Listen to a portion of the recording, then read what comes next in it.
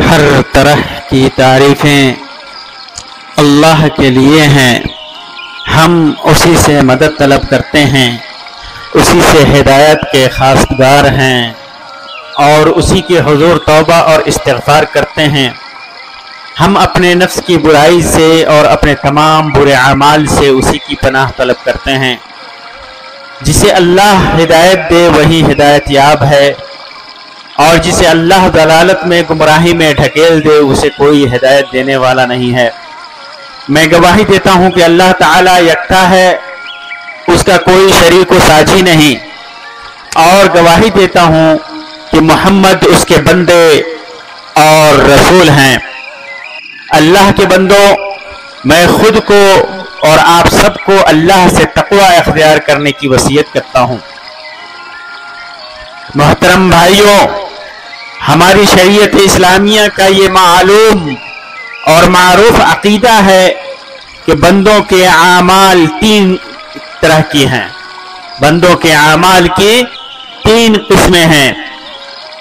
پہلی قسم وہ اعمال جنہیں اللہ تعالی کسی بھی صورت میں معاف نہیں کرتا، اور وہ ہے اللہ تبارک و تعالی کے ساتھ شرک کرنا۔ دوسرے وہ اعمال جو اللہ تعالی کی مشیت پر معلق ہیں، اگر وہ چاہے تو انہیں بخش دے اور چاہے تو عذاب دے، اور وہ اعمال ہیں اللہ کے حقوق۔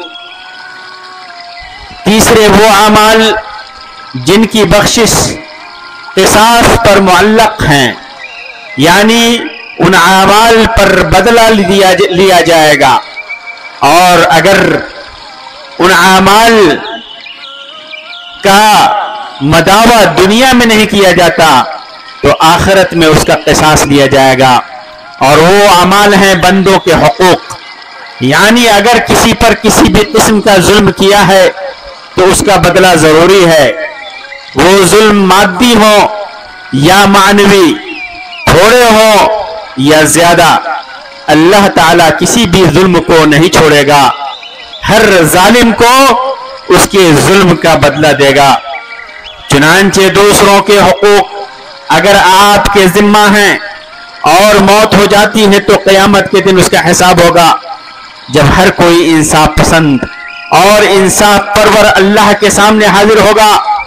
ابو ہریرہ رضی اللہ تعالی عنہ سے مروی ہے کہ اللہ کے رسول صلی اللہ علیہ وسلم نے ارشاد فرمایا، قیامت کے دن تم سب حقداروں کے حقوق ادا کرو گے، حتیٰ کہ اس بکری کا بدلہ بھی جس کے سینگ توڑ دیے گئے ہوں، سینگوں والی بکری سے پورا لیا جائے گا۔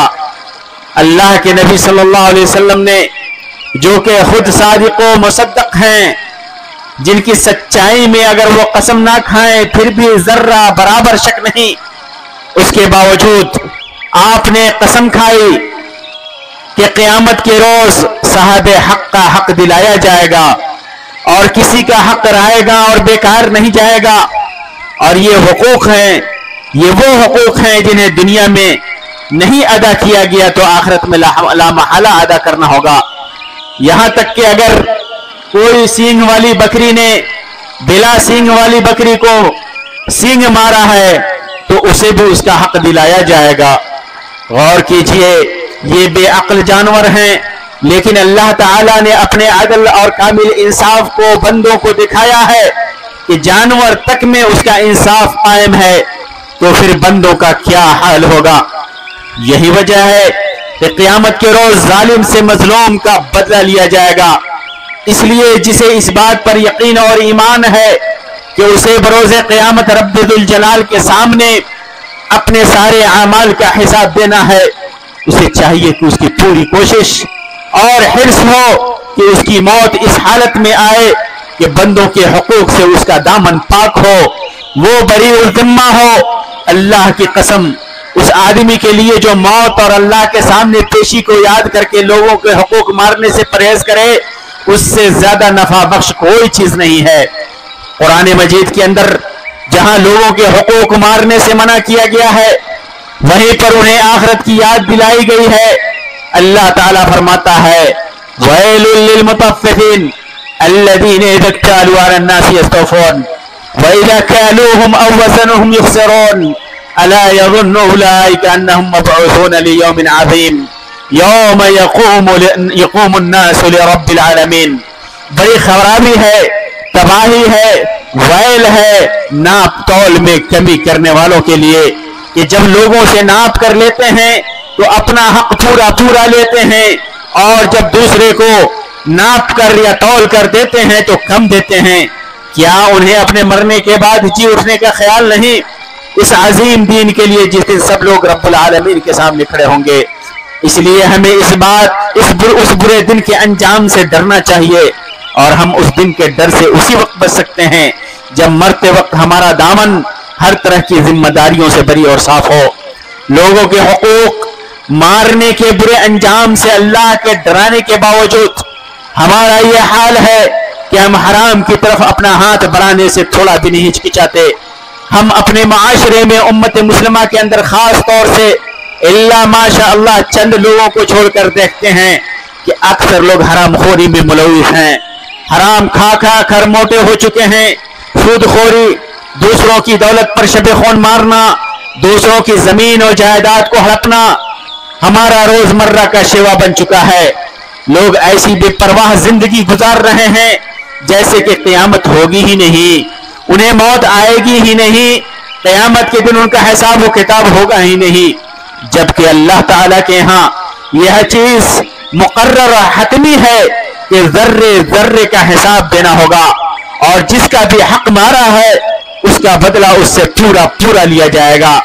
صحیح روایتوں کے اندر ہے کہ جب عروہ بنت اویس نے سعید بن زید کے خلاف والی مدینہ مروان بن الحکم کے پاس دعویٰ کیا کہ انہوں نے ان کی کچھ زمین لے لی ہے، تو سعید بن زید نے کہا کیا میں اس بات کے بعد بھی اس کی زمین کے کسی حصے پر قبضہ کر سکتا ہوں جبکہ میں نے رسول اکرم صلی اللہ علیہ وسلم سے اس بارے میں روایت کرتے ہوئے، اس بارے میں بیان کرتے ہوئے، حکم دیتے ہوئے سنا ہے.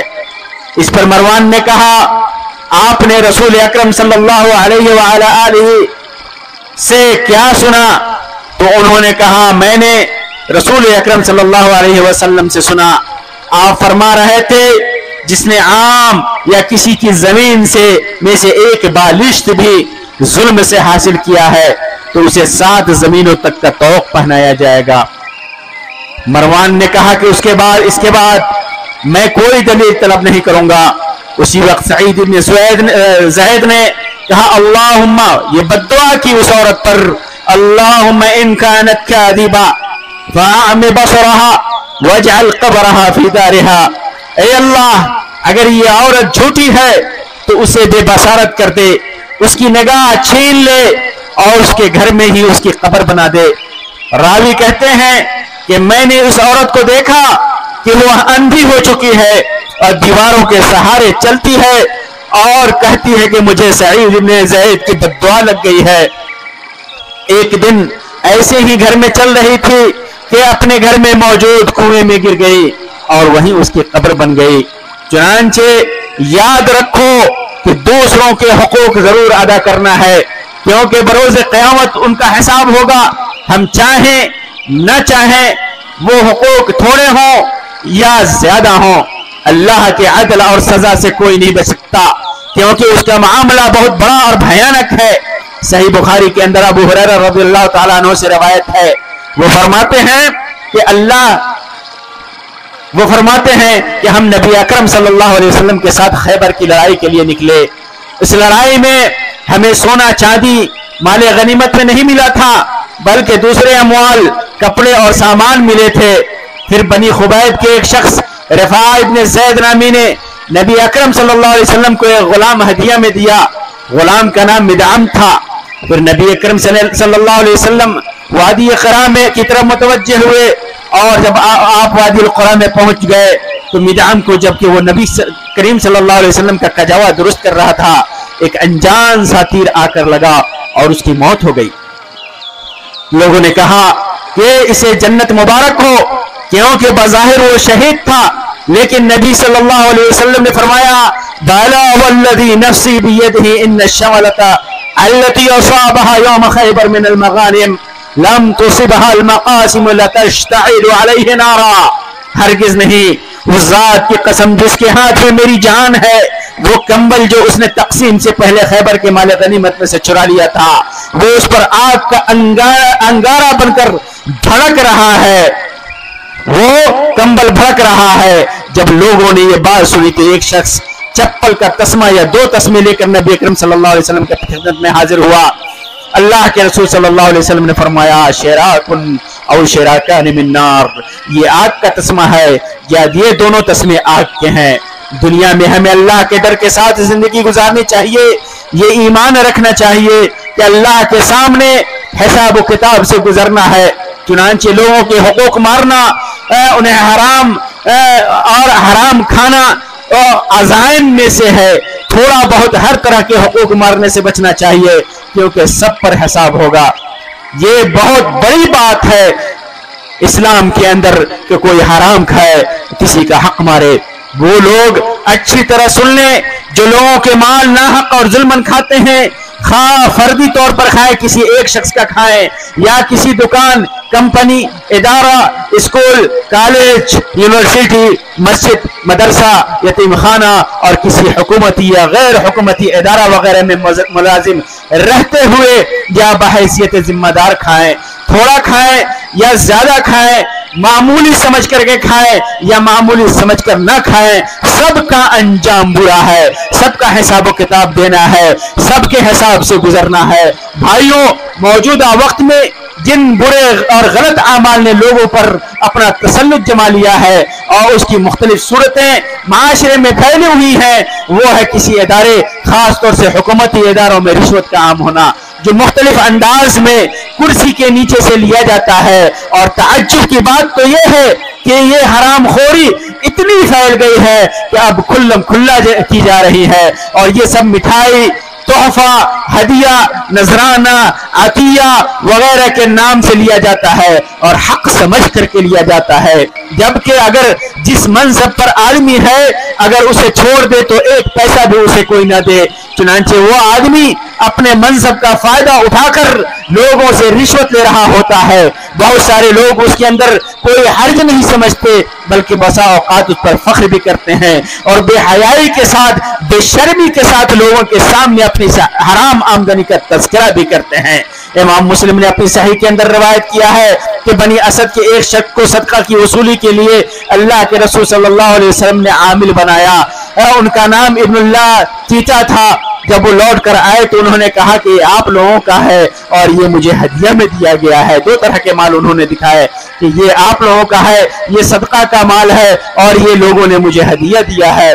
پھر نبی اکرم صلی اللہ علیہ وسلم ممبر پر کھڑے ہوئے، اللہ کی حمد و ثنا بیان کی اور فرمایا کہ اس عامل کا کیا حال ہوگا جسے ہم تحصیل کے لیے بھیجتے ہیں، پھر وہ آتا ہے اور کہتا ہے کہ یہ مال تمہارا ہے اور یہ مال ہمارا ہے. کیوں نہ وہ اپنے باپ یا ماں کے گھر میں بیٹھا رہا اور دیکھا ہوتا کہ اسے کون ہدیہ دیتا ہے، اسے ہدیہ دیا جاتا ہے یا نہیں دیا جاتا ہے. اس ذات کی قسم جس کے ہاتھ میں میری جان ہے، عامل جو چیز بھی ہدیہ کے طور پہ لے گا اسے قیامت کے دن اپنی گردن پر اٹھائے ہوئے آئے گا. اگر اونٹ ہوگا تو وہ اپنی آواز نکالتا آئے گا، اگر گائے ہوگی تو وہ اپنی آواز نکالتی ہوئی آئے گی، بکری ہوگی تو وہ بولتی آئے گی. پھر آپ صلی اللہ علیہ وسلم نے اپنے ہاتھ اٹھائے، یہاں تک کہ صحابہ کرام کہتے ہیں، راوی کہتے ہیں کہ یہاں تک کہ ہم نے آپ کے دونوں بغلوں کی سفیدی دیکھی. اور آپ صلی اللہ علیہ وسلم نے فرمایا کہ میں نے پہنچا دیا. 3 مرتبہ آپ نے فرمایا حرام کاروں کو انجام دینے، حرام کاموں کو انجام دینے والوں اور دوسرے کے حقوق ہڑپنے والوں میں وہ لوگ بھی ہیں جو مزدوروں اور عاملوں کی محنت کی کمائی ہڑپ جاتے ہیں، ان کی مزدوری اور تنخواہ کھا جاتے ہیں، ان کا حق وقت پر ادا نہیں کرتے اور دیتے ہیں تو پورا حق نہیں دیتے. قیامت کے دن ان کا انجام کیا ہوگا؟ اللہ کے رسول صلی اللہ علیہ وسلم نے ارشاد فرمایا ثلاثة خصمهم يوم القيامة رجل أوتي 3 قسم کے آدمی ایسے ہوں گے جن کا قیامت کے دن میں مدعی بنوں گا، ان کے خلاف میں خصم بنوں گا.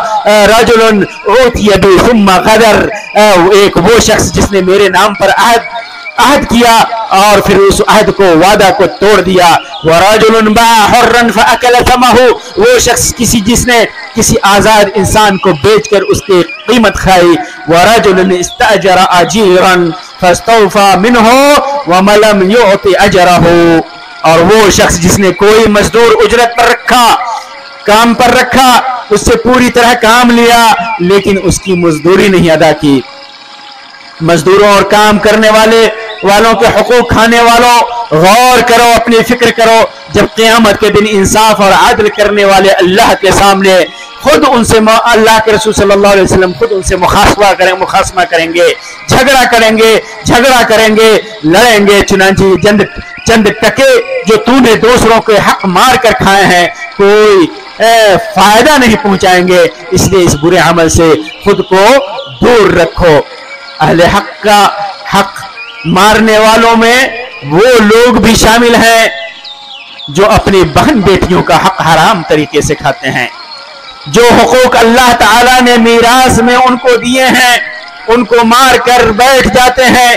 انہیں یاد رکھنا چاہیے کہ بروز قیامت اللہ کے حکم سے ان حقوق کا بدلہ لیا جائے گا. پھر ان کا انجام کیا ہوگا؟ انسان پوری عمر نیکی کرتا رہا, پھر جب اس کی موت آتی ہے اس کے ذمہ بیٹی بہن کے حقوق ہوتے ہیں جنہیں وہ ادا نہیں کیا ہوتا ہے, جس کے عوض اللہ کا عذاب, اس کے عتاب اور اس کا غصہ نازل ہوتا ہے. چنانچہ جس کے ذمہ حقوق ہوں, جو بھی حقوق ہیں, انہیں ادا کرنے میں جلدی کرنا چاہیے. اللہ کے رسول صلی اللہ علیہ وسلم نے ارشاد فرمایا کہ اگر کسی شخص کا ظلم کسی دوسرے کی عزت پر ہو یا کسی طریقے سے ظلم کیا ہو تو آج ہی اس دن کے آنے سے پہلے معاف کرا لے, جس دن نہ دینار ہوں گے نہ درہم ہوں گے. موت سے پہلے, قیامت سے پہلے, قبر کے عذاب سے پہلے اپنا حق ادا کر دے. جن کے حقوق اس کے اوپر ہیں, جن کے ساتھ اس نے ظلم کیا ہے, حق مارا ہے, اس کو جلدی سے جلدی ادا کر دے. کیونکہ قیامت کے دن کوئی بھی فدیہ نہیں چلے گا, نہ دینار کام دے گا, نہ درہم کام دے گا, نہ روپیہ پیسہ کام دے گا, نہ سونے چاندی کام دیں گے. اسی طرح جس نے حقوق ادا کیا, جس نے حقوق ادا کر دیا, جس کے ساتھ اللہ کی توفیق ہوئی اور اسے اللہ کا خوف رہا اور اس نے اپنی ذمہ داری سمجھتے ہوئے اللہ کا لوگوں کے حقوق ادا کر دیا, تو اس کے سلسلے میں اللہ کے رسول صلی اللہ علیہ وسلم نے دعا کی. فرمایا رحم اللہ عبدا كانت لاخيه عنده مظلمہ في عرض او مال فجاءه فاستحله. اللہ تعالیٰ ایسے بندے پر رحم کرے جس کے پاس اس کے بھائی کی عزت یا اس کا مال میں کوئی بدلہ ہو, کوئی حق ہو, پھر وہ مرنے سے پہلے ہی اس کے پاس آ کے دنیا ہی میں اسے معاف کرا لے. ایسے شخص پر اللہ کی رحمت ہوتی ہے. لہذا جو لوگ اللہ کے رسول صلی اللہ علیہ وعلی آلہ وسلم کے حکم پر عمل نہیں کرتے اور بندوں کے حقوق برات ذمہ نہیں کرتے, تو خوب اچھی طرح سے جان لینا چاہیے کہ اس پر عدل و انصاف قیامت کے روز اس کے انتظار میں ہے. اور وہ انصاف اللہ رب العزت کا انصاف ہوگا جو ذرہ برابر بھی ظلم نہیں کرتا, جو ذرہ برابر بھی اپنے عدل سے نہیں ہٹتا. اللہ تعالیٰ فرماتا ہے وَنَدَعُ الْمَوَازِينَ الْقِسْطَ لِيَوْمِ الْقِيَامَةِ فَلَا تُظْلَمُ نَفْسٌ شَيْئًا. ہم قیامت کے دن انصاف کے ترازو رکھیں گے, کسی نفس پر کوئی ظلم نہیں کیا جائے گا. وہ ایک ایسا انصاف ہوگا جہاں بے سینگ والی بکری کا بھی انصاف سینگ والی بکری سے لیا جائے گا, اس کے ظلم کا بدلہ لیا جائے گا. یہاں ایک عجیب معاملہ ہے جسے ہر مومن بندے کو جاننا چاہیے کہ وہ نمازی, روزے دار, شہید, عالم, عابد, مبلغ, مجاہد یا کوئی بھی ہو, اس کے اوپر اگر کسی کا حق ہے, وہ حق تھوڑا ہو یا زیادہ ہو, مادی ہو خواہ معنوی ہو, جنت میں نہیں جا سکتا اگر اس نے اس حق کو ادا نہیں کیا دنیا میں. آخر کیوں؟ کس نے ایسا کہا, کس نے ایسا فرمایا؟ تو سن لیجئے کہ یہ فرمان صاحب وحی محمد رسول اللہ صلی اللہ علیہ وسلم کا ہے. فرماتے ہیں کہ قیامت کے دن اللہ تعالیٰ فرمائے گا کہ میں مالک ہوں, میں انصاف کرنے والا ہوں. کسی کے لیے جو اہل جنت میں سے ہے जन्नत में वो जा नहीं सकता और जिसके ऊपर किसी भी अहले नार का कोई हक हो, कोई जुल्म किया हो। इमाम बुखारी ने हालांकि इसको तमरीज के सिगे के साथ अपनी सही के अंदर रवायत किया है, लेकिन अल्लामा अलबानी ने इसको सही करार दिया है। मेरे भाइयों, अल्लाह ताला से दुआ है कि अल्लाह ताला हमारे अमाल को नेक और खालिस अपनी रदा और खुशनुदी के लिए बना दे और हर तरह के जुल्म ज़्यादती और दूसरों के हकूक मारने से बचाए। और लोगों के अगर हकूक हमारे जिम्मे कुछ रह गए हैं, थोड़े हों बहुत हों, मादी हों मानवी हों, अल्लाह ताला उन्हें अदा करने की तौफीक अता फरमाए, दुनिया ही में उसे बरी ज़िम्मा होने की तौफीक अता फरमाए। आमीन या रब्बल आलमीन। वसल्लल्लाहु अला खैरि खल्क़िही मुहम्मद व अला आलिही व सहबिही वसल्लम व आखिरु दावाना अनिल हम्दुलिल्लाहि रब्बिल आलमीन। वस्सलामु अलैकुम व रहमतुल्लाहि व बरकातुहू।